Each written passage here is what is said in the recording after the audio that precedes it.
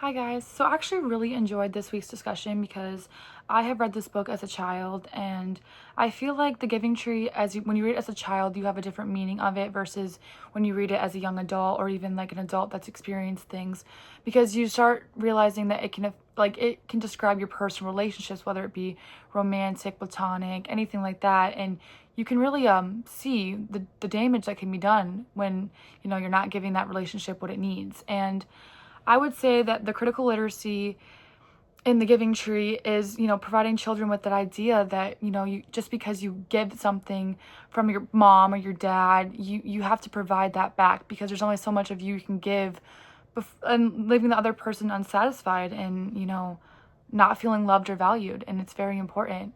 I would say that I do not always agree with oppressive ideas that are embedded in the story and how most people like to perceive it. I would say that the oppressive idea is like a gender stereotype, and it's like the woman's the tree who's giving and providing, and even giving her when she doesn't feel like she even has enough or she's not getting anything back. And they're gender stereotyping more of the woman gives and the man takes, or the boy takes and doesn't feel remorse or happy, and that a woman is always, self-sacrificing for, the other person in this relationship. And I do feel like women are often very undervalued and very unappreciated in some cases, but I would say that it's not always the case. Like, you can have a perfectly healthy relationship with the opposite sex, and or with a mother and a son. It doesn't have to always be give, give, give, and you're not getting anything back. Like, I feel like you can have a healthy and relationship. So I don't agree with the oppressive idea, but I do understand where they are going with it, because as you get older, you learn more about how, men can sometimes, in a way, be more perceived as the takers and women are more the givers. I would say that in other lenses, we could critically envision the Giving Tree in like environment.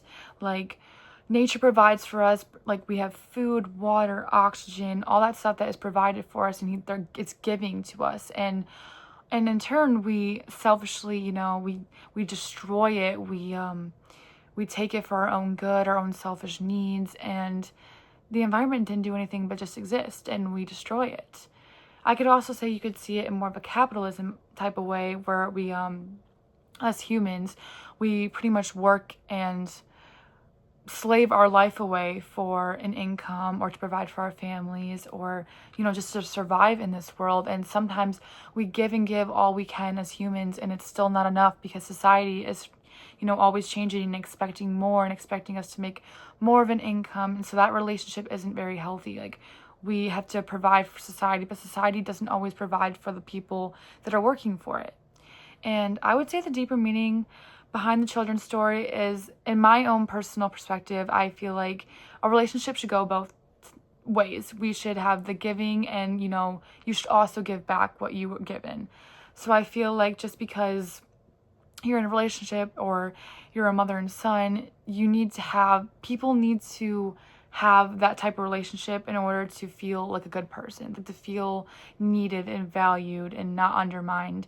So I always compare it to like a cup. Like, you have, like, the mother has their cup and the son has their cup, and the mother starts off with a full cup of the day, and by the time she's done giving and giving to her son, who is not giving anything to her, she might not have nothing left. And if the son in return doesn't give her anything to fill her cup, you can often feel undervalued and underappreciated, because you only have so much to give someone, and if they're not filling up your cup of need and your love or affection, you end up feeling, stuck, unappreciated. And I think it's really wrong, and I think a lot of humans actually need to learn from this, because as I get older and get into romantic relationships or platonic relationships or friendships, there are people out there who just give and give and give, and they don't get that love back. They don't give that effort back, and I think it really destroys a person. So I think this is a very good book for children to read.